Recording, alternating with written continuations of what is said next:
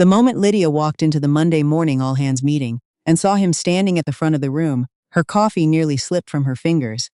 It was him, the man from Saturday night. She recognized the jaw first, sharp, unhurried. Then the way he held himself, like someone who had never once questioned whether he belonged in a room. He was wearing a charcoal suit now instead of the dark shirt from the wedding, but it was absolutely, unmistakably him, the man she had called out in front of 200 people at her colleague's reception. He caught her eye for exactly 1 second before looking away. "Good morning, everyone," he said, calm as still water. "My name is Elliot Marsh.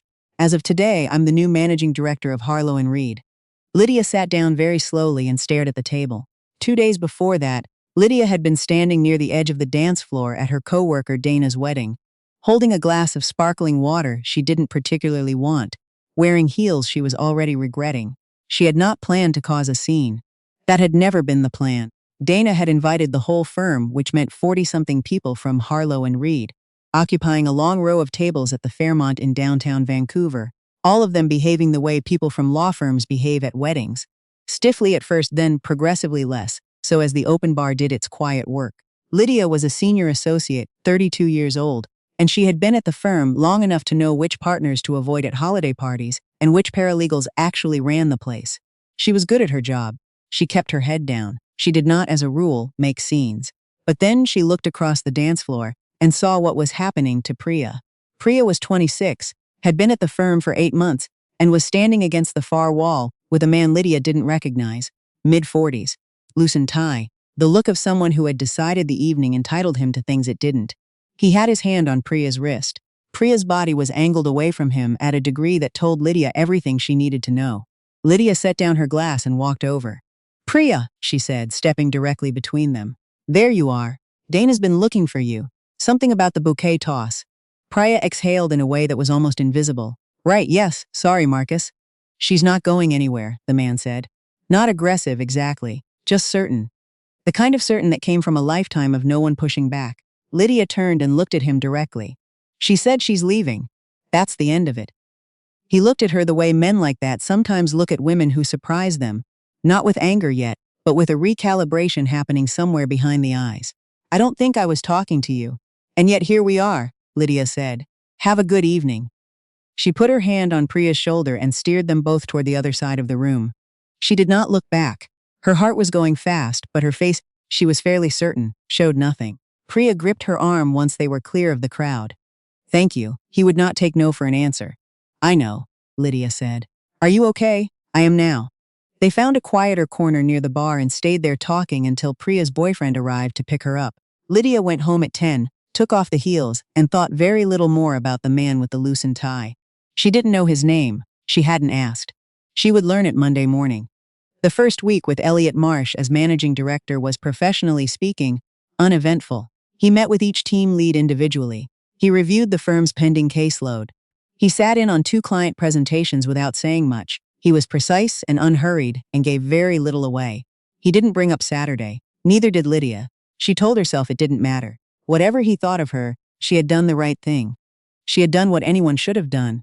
If he had a problem with it, that was his problem to carry. Except, she noticed that she was not included in the rotation for the Halverson file, a major commercial litigation case that should have been hers by seniority. She noticed that her name wasn't on the list for the October client development event in Toronto. Small things, the kind of thing that could be coincidence, or could be something else entirely. She mentioned it to her friend Gemma over lunch in the small kitchen on the 14th floor. "Could be nothing," Gemma said, pulling apart a sandwich with the focused attention she usually reserved for depositions. "Could be," Lydia agreed. "But you don't think it's nothing." "I don't know what I think." Gemma looked at her. "He doesn't seem like the type to hold a grudge. From what I've seen, you don't know what happened at the wedding. I know what you told me happened, which is what actually happened." "Okay." Gemma took a bite of her sandwich. "Then maybe talk to him." Lydia said she would think about it, and then did not think about it at all, because thinking about it required walking into Elliot Marsh's office and having a conversation she wasn't sure she was ready to have. The person who forced her hand, in the end, was not Elliot. It was Claudine. Claudine Beaumont had been at Harlow & Reed for 3 years, exactly 1 year longer than Lydia. They had started as something close to friends. The kind of work friendship built on shared frustrations, late evenings, and an unspoken understanding that they were both trying to prove something in a place that wasn't always inclined to let them. Over time, Lydia had trusted her with things: case strategies, career anxieties. The name of the therapist she'd been seeing after her dad's heart surgery the year before. She had also, 6 months ago, helped Claudine develop the framework for what eventually became the Meridian proposal, a restructuring pitch for one of the firm's largest corporate clients. They had worked on it together over 3 weekends. Lydia had done the bulk of the financial modeling. Claudine had handled the client relationship side. When the proposal was presented internally, Claudine presented it alone. Lydia had assumed it was a scheduling thing. She'd been in a hearing that afternoon. She had told herself Claudine would set the record straight. Then she found out through Gemma that Claudine had presented the Meridian proposal to the new managing director as her own work. Sole credit. No mention of Lydia. The Meridian file and the senior partnership track that came with it had gone to Claudine. Lydia sat with that information for a full afternoon. She went home, made tea she didn't drink, and sat at her kitchen table in Kitsilano, looking at the rain coming down against the window and thinking about every conversation she'd had with Claudine over the past 3 years. Every lunch, every confidence shared, every late-night sprint to meet a deadline. She thought about the weekends, the modeling, the draft she had sent Claudine in a shared folder at 11:30 on a Sunday night, with a message that said, "Let me know if the numbers look right to you. Let me know if the numbers look right to you." She went to the office the next morning and requested a meeting with Elliot Marsh. His assistant, a composed young man named Peter, scheduled her for 9:15 on a Thursday. She arrived 2 minutes early and waited in the chair outside his office watching the glass wall. When Peter waved her in, Elliot was standing at the window with a coffee, looking out at the water. He turned when she came in and gestured to the chair across from his desk. "Lydia," he said, just her name. Not Miss Hargreaves, not a full greeting. She wasn't sure if that was casual or deliberate. She sat. He sat. She had prepared for this, had written out her points the night before, had revised them, had edited down to what was simply and plainly true. She told him about the Meridian proposal.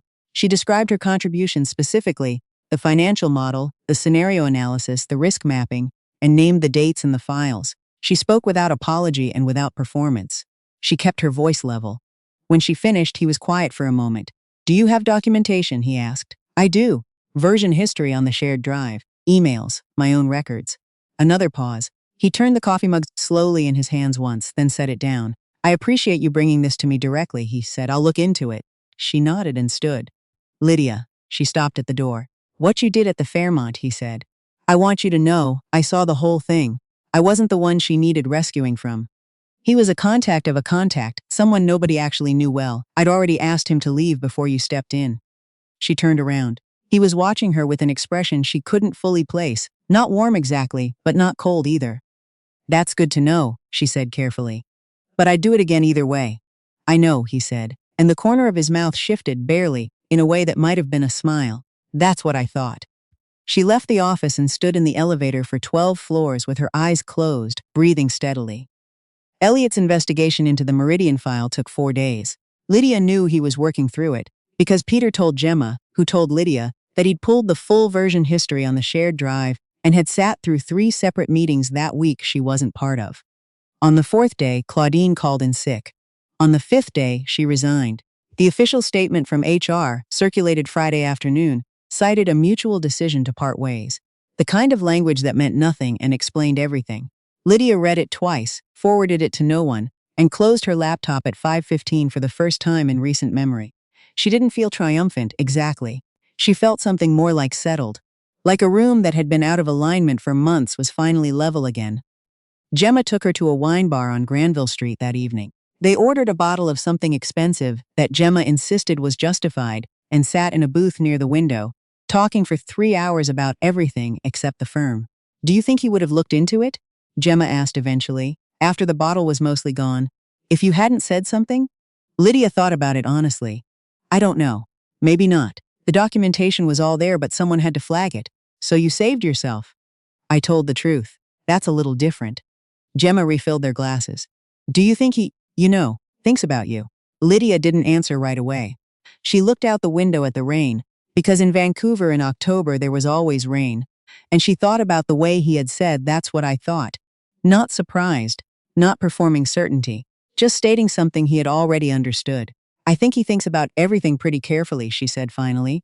He's that kind of person. Gemma smiled into her wineglass. That's not an answer. I know, Lydia said, and smiled too and said nothing more about it. The Halverson file came to her 3 weeks later.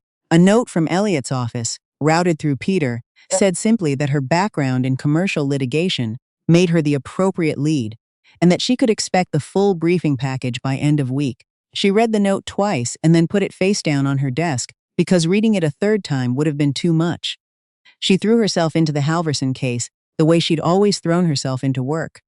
Completely, almost happily. She stayed late when she needed to and left on time when she didn't. She built a team of 3 junior associates and ran the file carefully and well.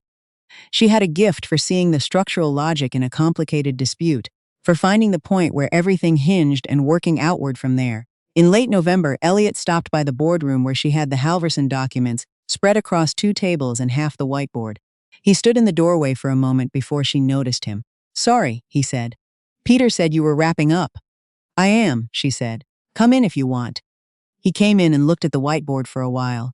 He asked a few questions, good ones, the kind that showed he'd actually read the file. She answered them. They fell into a rhythm that felt, without quite meaning to, like a real conversation. He left 40 minutes later. He hadn't needed to stop by at all.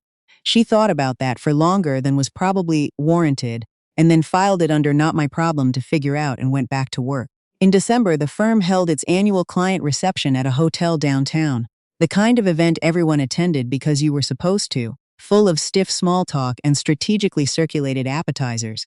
Lydia wore a dark green dress and arrived on time, which at Harlow and Reed events meant she was one of the first people there. She found a spot near the windows with a view of the harbor, and was talking to one of the senior partners about a completely forgettable topic, when Elliot appeared at her elbow, 2 glasses of sparkling water in hand, and offered her one without comment. She took it. The senior partner, who had been mid-sentence about something, looked between them and found a reason to be somewhere else. You didn't have to do that, she said. He was going to talk to you about golf for another 15 minutes, Elliot said. I did you a favor. She laughed. It came out more easily than she expected. They stood at the windows for a while. He asked her how the Halverson case was going. She told him, the real version, not the version she'd give a client or a managing director, the honest assessment with the parts that were still unresolved. He listened the way he always seemed to listen, without interrupting, without rushing to conclusions. You're very good at this, he said. She glanced at him. The case? This work. The way you think through a problem. He looked out at the harbor. I've been watching how you run the Halverson file. You don't take shortcuts and you don't lose the thread. She was quiet for a moment. Is that your version of a compliment? It's an observation, he said. Then, but yes. She looked out at the water and let that sit between them without filling it with something unnecessary. Later, when the reception had wound down and people were gathering coats and calling for rides, she found herself in the lobby at the same time as him. The hotel doors opened to a cold December night, the kind that hits you cleanly after too long inside. I owe you an apology, he said, while they were waiting. She looked at him. For what? The first few weeks, I pulled you off the rotation for 2 files. I want to be honest about that. It wasn't a scheduling conflict. I had a reaction to what happened at the wedding that wasn't fair to you. She felt something shift, not anger, not relief exactly, but something between them becoming more honest. What kind of reaction? I thought you'd be difficult to work with, he said. Someone who acts first and thinks second. He paused. I was wrong. I could see that quickly, but it took me a few weeks to correct it. That's on me. She thought about that, the fairness of saying it out loud to her directly. I appreciate you telling me. I should have done it sooner. They stood for a moment, and the December air moved between them, and the city went on being the city all around. For what it's worth, she said, I would still do it again, exactly the same way. I know, he said, for the second time, the same quiet certainty. That's why I was wrong about you. Her ride arrived. She said goodnight and walked out into the cold. She didn't look back, but she was smiling when she reached the car, and she let herself keep smiling the whole way home, because it was December, and she'd had a good evening, and some things didn't need to be complicated. She and Elliot didn't rush anything. That was what she told her mom over the phone one Sunday afternoon in January, sitting cross-legged on her couch in Kitsilano with tea going cold on the coffee table. You and this man, her mom said, in the tone she used for things she had an opinion about, but was exercising restraint not to share. We're colleagues, Lydia said. It's careful. We're both being careful. That's a lot of careful. Mom, I'm just noting it. What her mom didn't know, what Lydia hadn't said yet, was that Elliot had asked her to dinner the week before. Not a work dinner, not a client dinner. Dinner. He had asked plainly and without strategy, standing in the doorway of the boardroom where she was packing up the last of the Halverson files, which had finally closed, cleanly and in her client's favor. She had said yes, which had also been plain and without strategy. They had gone to a small restaurant in Gastown that she loved and he had never been to. They had talked for 3 hours about everything outside the firm. His family in Halifax, her childhood in Oakville, the 6 months she had spent living in Edinburgh in her mid-20s that she never fully got over, the fact that he'd once intended to become an architect and sometimes still wasn't sure he'd made the right choice. She had laughed more than she expected. He had laughed too. She didn't tell her mom all of this, she said. We had dinner once. It was good. Her mom paused. Just good? Lydia thought about the walk after dinner, along the waterfront, in the cold, talking still, because neither of them had wanted to stop. She thought about him saying goodnight outside the SkyTrain station with a kind of careful attentiveness that made her feel, unexpectedly, completely at ease. It was really good, she said. Her mom said warmly, okay then. By February, she had stopped pretending to herself that she wasn't falling for him. She had made peace with that. It was inconvenient and professionally complicated, and she was doing it anyway, because some things simply happen to you, regardless of your preferences. And Elliot Marsh was apparently one of them. She had also, somewhere in the same stretch of time, stopped waiting for the other shoe to drop. The version of events where his early coldness had been a preview of something worse, where his fairness was performance, where she would eventually find herself where she'd been with Claudine. That fear had been real. She'd felt it all through November, underneath everything. But Elliot was not Claudine. He was, she had learned, someone who said what he meant and then acted accordingly. He said she ran a good file and then gave her better files. He said he'd been wrong about her and then demonstrated it daily. He was not, as far as she could tell, capable of the particular kind of duplicity that came from saying one thing and keeping something else entirely behind the eyes. She told him as much one evening in late February, over takeout in her apartment. The second time he'd been there, easy now in the way that came from a few months of learning someone, when he asked why she'd seemed guarded at the start. She told him about Claudine. She had never told anyone the whole version, not even Gemma, but she told him. The whole thing, the weekends, the proposal, the Sunday night email, the way she hadn't even seen it coming because she had trusted completely. The way it had felt less like betrayal and more like a room suddenly revealing that its walls had always been painted on. He listened without interrupting. When she finished, he said, I'm sorry that happened to you. I'm not looking for sorry, she said, not harshly. I'm just explaining why I took a while. I know, he said. I'm saying it anyway. She looked at him across the takeout containers and the mess of the evening and thought that she had, against everything, let herself be lucky. For the record, she said, you're nothing like her. He smiled. Good to know. I'm saying it anyway, she said. And he laughed and she laughed, and outside the window, Vancouver did its wet winter thing, and none of it was a problem at all.